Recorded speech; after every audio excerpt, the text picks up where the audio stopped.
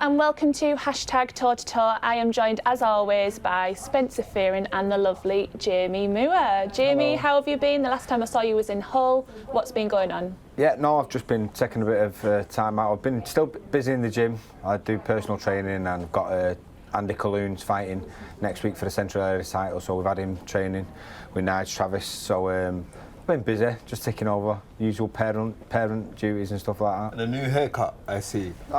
Slightly different. Slightly different. I'm trying Peaky Blinders, right? That's you been watching that, right? Bro? I was in it. I was in Peaky Blinders. I'm telling you, that's you. They've put me out. You'd let me secret out. I'm actually the lead role in Peaky Blinders, the 4th season. No. No, I'm not really. No. Okay, we'll start. We've been asking you to send in a few of your tweets. So to start off, we have Darren Jones at DJones211. Do you have any plans to train any more fighters in addition to Tommy Coyle? I don't have any plans, but the way I've always done the training thing, I sort of fell into it, to be fair, because I've got a gym with Steve Wood, and Steve manages a lot of fighters. And the situation at the time was Tommy Coyle had left his trainer, and Steve had been asking me, you know, train some of my fighters, and I was like, listen, I really don't want to do it. And it was sort of, because it kept cropping up, I thought, you know what, this is opportunity knocking at the door, and I need to sort of explore it and see what's going on. So Tommy came down, did a bit of a session with him, and that was that. So, but I never really sort of pursued it myself. It just sort of fell to me. So, to answer the question, if a good fighter came along or somebody who I thought had potential and they asked me to train them, then I would do it, yeah. So I'm not really out there seeking to train fighters, but if the opportunity came along, then yeah, of course I would. Okay. Mike Wynn at DJMW, who is a harder fighter for Tommy Coyle? O'Hara Davis, Josh Taylor or Jack Cattrall? This is a good question. Me and Spen have just been talking about this. So these guys all bring different problems. So it'd be difficult to say which would be the harder opponent, but I mean, O'Hara Davis is a hard puncher, and he's boxed at a good level. Derry Matthews was towards the back end of his career, so it's difficult to take, you know, how much, you know, from that. But he's definitely a handful. Josh Taylor is a massive talent, can punch, southpaw. And Jack Cattrall, again, he's experienced. Southpaw and the same thing. I'd probably say the two southpaws, and I'd probably say Josh Taylor on potential, because of the southpaw aspect, because Tommy hates southpaws. Does he? You shouldn't. Why are you telling people? Come on, man. It doesn't mean he can't deal with him. He just hates him. Right. I'm saying, he could use a southpaw, so he'd get good pads with you. I would say that it's going to be O'Hara Davis for the simple fact that he works at his own pace. All the rest of him, I reckon, will be willing to engage. And you know yourself, being a southpaw, when you are a southpaw, when you're engaging and you're up close, it doesn't matter if you're southpaw or foot or square on. But someone like O'Hara Davis, regardless that he had an old man, no disrespect to Matthews, he had an old man. It was the way that he dealt with him made me think, wow, because he just was loose, languid, and picked his shots correctly. So I think he would give him the hardest fight. Yeah. O'Hara would bring the verbal battle as well during fight week as well, wouldn't he? Yeah, well, Tommy can speak, so Tommy's all right, mate. That'd be worth the press conference. And if he's losing the verbal battle, we can throw apples and oranges at him. Strawberries, that's where the power comes from. J.E. Walton at Sheeden9. Any time during the Macklin fight did you go back to the corner and think, I cannot do this? Round six. Round 6 was the biggest round. He threw that big blister. In all honesty, at the end of round 6, I went back to the corner and I actually said to Oliver, I can't do this anymore. And he just went, shut up, get your breath back, and that was it. So for a split second, I thought I couldn't, but to be fair, my fitness and my recovery was that good for that fight that I think 15, 20 seconds into the rest, I was starting to recover, so I was all right then. See, those little voices in your head, you have to learn to throw them out. You have the devil and the angel on the shoulder, and the devil's like, go on, quit. You can't do this anymore. And the angel's going, don't you dare quit. So my angel won that day, definitely. Oh. Lee Cullerton at LeeCully58. Do you think Ant Crawler will change his tactics this time or try the same again? Slightly. I think he's got to make adjustments because he lost the first fight. But I do think, I've got to say, that before the fight, I worked on the night and I said that I think in the middle rounds, there'll be a moment when Anthony starts to get to Linares I think depending on how Linares responds to it will depend on which way the fight goes. And he was just getting to him in the 6th round and walked onto a massive right hand, which would have knocked a lot of people out. So fair play to Anthony.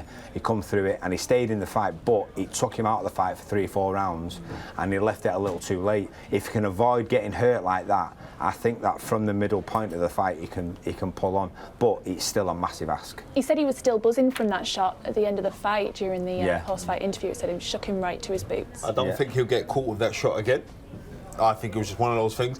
But what impressed me in that fight was like the way that Crawler came in the 3rd half of the fight. He came on really strong to the end, like from like 10, 11 and 12, he came on strong. And I was like, where did you get this energy from? Because I thought you were going to be done. After that, taking that big shot as well, I thought you were going to be done. The thing that I would like to see Crawler do in this fight, and a lot of British fighters don't do it, but you used to do it, but to double up. He throwing hooks, he doesn't double up on his hooks. With someone like but they got to be timed, because Linares is very, very quick, but we know that timing beats speed. If he doubles up on those hooks and comes down the middle with that straight right hand, we don't know what can happen. Listen, I love Crawler, mate. Trust me, he's a good guy. Yeah, I think he's definitely capable of winning the fight. That's the thing, and he'll take, even though he lost the first fight, he'll take a lot of confidence from the stuff what he did, because as Spencer said there, he actually came on strong in the last 3 rounds, coming from being so badly hurt. So, you know, if he can avoid that, I think he's got a good chance. I think he could get a late stoppage. Jordan Harrison at Shanbros 3233. Which domestic fight would you like to see this year? Spencer, do you want to start us off on that one? I went in because I know the one what you're going for, right? So, and the one that he's going for is the one that I'm actually going for. Do you want to say it? Well, I've picked a couple. I've picked a couple. Which one are you thinking? Well, I like the Eubank versus Callum Smith. I think that's an excellent fight. But even though they're world-class guys, but domestically, I would still like to see Frampton versus Lee Selby, because that, to me, that's a no-brainer. I'd like to see Scott Quigg versus Lee Selby. I think he's settling at featherweight. He's moved. So where are you from? Manchester. Where's Quigg from? Bury, which is that's round the corner, isn't it? It's not too far. Right, it's just like it's been a bit of favouritism going on there. No, but I'm just thinking style-wise, I think it'd be a much better fight, and I think Scott Quigg he's moved away now. He's training with Freddie Roach, and he's going to change his style. He's going to change him slightly. I was watching him on the pads yesterday, and he looks like he's working on his long range shots a little bit more. He's always been a good fighter on the inside, Scott Quigg. So he's obviously trying to improve on the stuff what he's not so good at, and I think him v Lee Selby, style-wise, would be a good clash. That would be. I've got a few more which domestically I'd like to see. I'd like to see Josh Taylor v Robbie Davis, because I think that's a great fight coming through with 2 top prospects, and you know, you don't get a lot of prospects coming through taking those sort of risks. So I'm not confident we'll see that fight, but I'd love to see it. A little bit of a sort of one coming through and he's below the level, but I think style-wise, Eggington versus Kell Brook is a great fight. I think Eggington really shown. I know Paul is again towards the end of his career, but I think he's shown real improvement in his last fight, and he's tough. How tough would depend on how successful it was against Kell Brook, because Kell Brook can punch. But I think that's just an intriguing fight for me. And then one from the personal point of view, I'd like to see Tommy Coyle have a rematch with Tyrone Nurse, because I think he pushed him real close last time, and he's been a great servant to the sport. He wants to try and win the British title, and I think he deserves a rematch. I know it wasn't a mandatory and it was a voluntary defence, but he pushed him real close, so I'd like to see that fight again. Tommy Ellison has asked how you see Golovkin v Jacobs going. I'm saying this straight. Danny Jacobs beat cancer.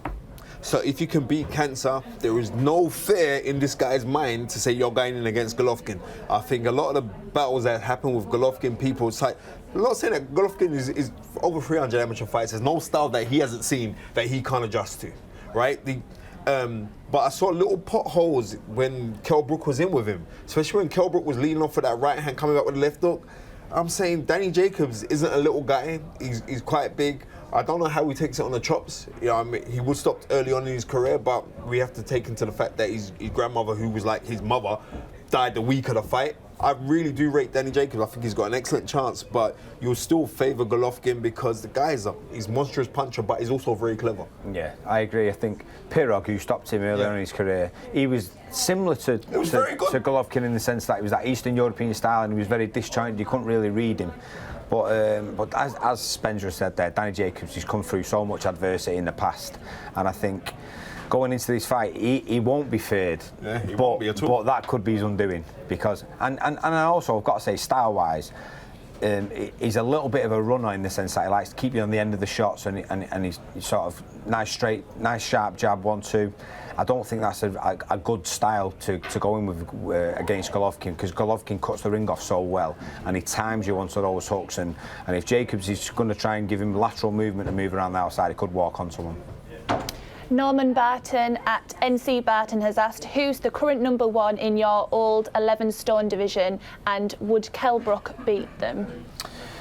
That's a good question, because when Kell lost to Golovkin, I honestly thought we'd never see him at welterweight again. I thought you'd move up to 154. I don't think we should. I honestly believe he is a 154 fighter. If he can still stay at welterweight and be strong, then fair play, but he's so big at the weight.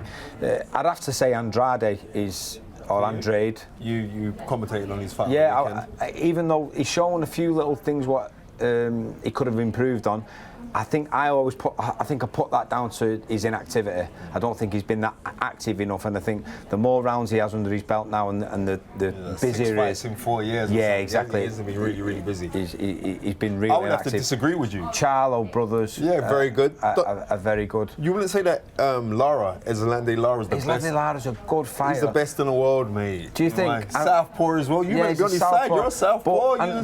But Andrade's a southpaw. Yeah, but what I'm trying to say, he doesn't really use it in the same style. He's a sort of more disjointed, awkward southpaw. I was a little bit disappointed in Andrade on the weekend. I thought I was really, because I'm buzzing about him on the times that I've seen, especially in the Rose fight. I thought, this guy's excellent, man. Everybody stay away from him. But in recent years, because he has been so inactive. It was 3 years ago, the Rose fight. Yeah, he can still find that form. I think he can still get to that form. If he is in that form, I think he's beat. I mean, we're assuming Alvarez is never going to see 154 again. Yeah. So we're talking middleweight at least. So he's out the equation, and I think if he's out the equation, Andrade. I think Lara. I do rate Lara. I rate Lara. I just pip him. I just pip Andrade on potential alone. Lindsay at LS Lindsay has asked, how good is Luke Campbell, and where do you see his place in the division? Could you even believe that Luke Campbell actually lost to Mendy? How he's come back since then? You would never believe that he lost, would you? You wouldn't, and I think maybe a little bit of complacency was his downfall in the Mendy fight, because I think he underestimated. I mean, Mendy is a very good, solid pressure fighter, but it's a simple type of pressure fighting. It's like very much walk forward, hands up, tough it out, get you on the inside and rough you up. And I think Campbell probably watched a few videos of him and thought, he hasn't got enough strings to his bow to beat somebody like me. And he's really, in theory, he's right. He shouldn't be able to do that. But I'd like to see him address that again. I'd like to see him revisit it, go back and beat him, because I think mentally as well it'll do him good, because he's had some good wins since that loss. He's come back well. He doesn't seem to have dented his confidence, but I'd like to see how he performed in a rematch with him. I'd like to see mentally how he performed, because sometimes it's not so much the talent or the physically how you go about it, it's mentally. And I think once he overcome that, which I think he would do, I think he'd beat him in a rematch. Once he overcome it, then he'd be ready to push on for world honours then. I don't think he seemed like himself that night when he fought Mendy. No, he didn't. You could see it in the ring walk and everything in his face. Fair play to him. He hasn't made any excuses. When he did come in here, he said there were things going on behind the scenes that he doesn't really want to talk about. So I give him all the credit for that.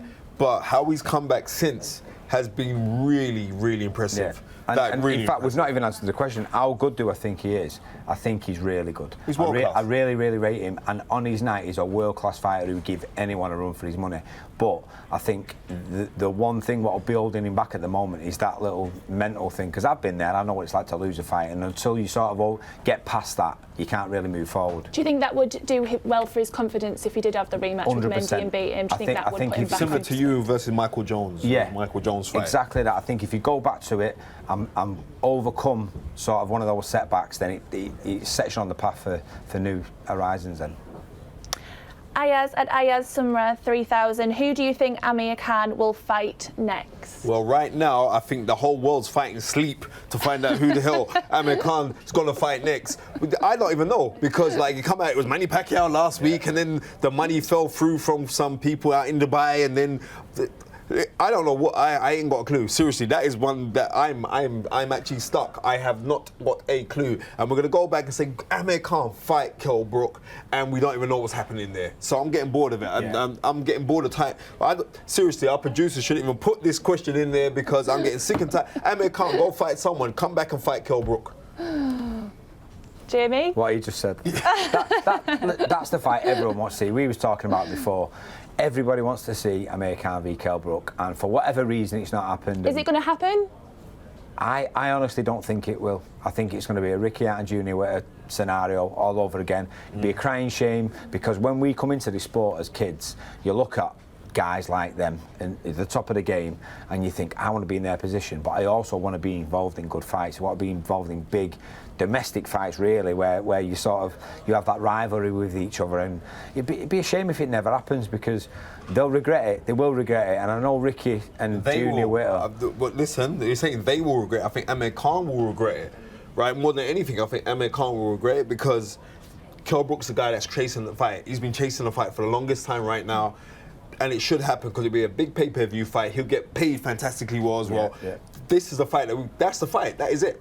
The excuse is what got made in the past about he's not at my level yet, and he's not won a world title, and it seems like the goalposts always get moved, and it's about time they just go, you know what, let's just sign a contract and get it on. That's definitely a fight I definitely want to see. 100. Okay, that's it all for now. Thanks for joining us. Tune in next week for more #toe-to-toe, and make sure you check out the podcast on iTunes. Enjoy Sky Sports Live on all screens, on the go, and the best bits on demand.